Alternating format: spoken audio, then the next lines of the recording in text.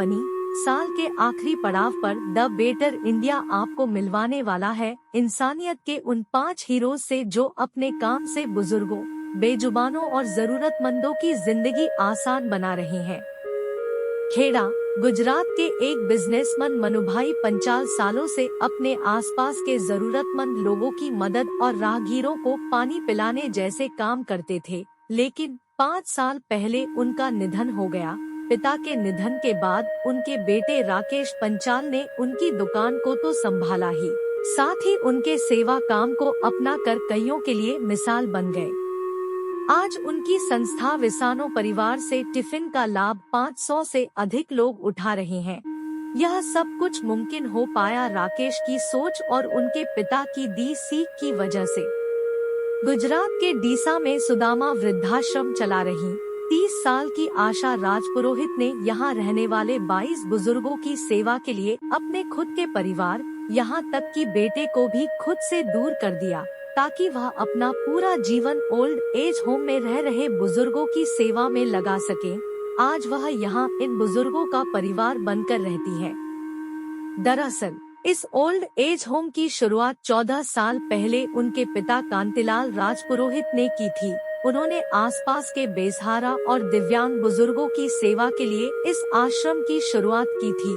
करीबन 10 साल अपने दम पर आश्रम चलाने के बाद उनका निधन हो गया। अपने आखिरी समय में उन्होंने इस आश्रम को चलाने की जिम्मेदारी अपनी बेटी आशा को सौंपी थी।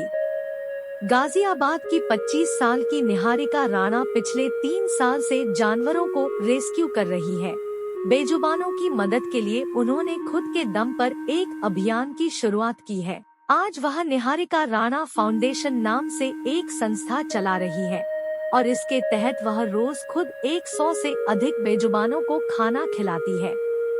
में हम आपके लिए प्रेरणा से भरी ढेरों कहानियाँ लेकर आए, जिसने न सिर्फ आपका दिल छू लिया बल्कि कईयों के लिए प्रेरणा भी बनी। साल के आखिरी पड़ाव पर द बेटर इंडिया आपको मिलवाने वाला है इंसानियत के उन 5 हीरोज से जो अपने काम से बुजुर्गों, बेजुबानों और जरूरतमंदों की जिंदगी आसान बना रहे हैं।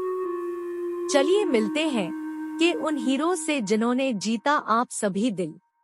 1. राकेश पंचाल।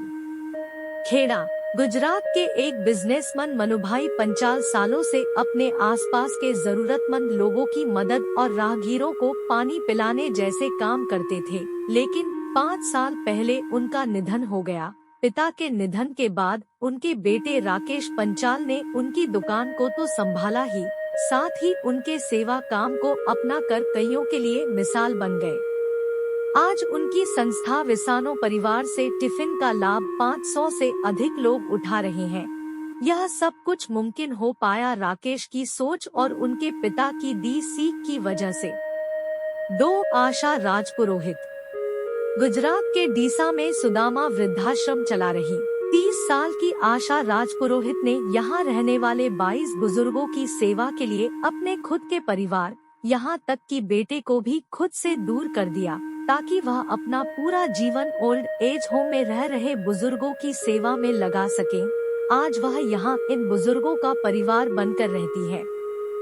दरअसल इस ओल्ड एज होम की शुरुआत 14 साल पहले उनके पिता कांतिलाल राजपुरोहित ने की थी। उन्होंने आसपास के बेसहारा और दिव्यांग बुजुर्गों की सेवा के लिए इस आश्रम की शुरुआत की थी।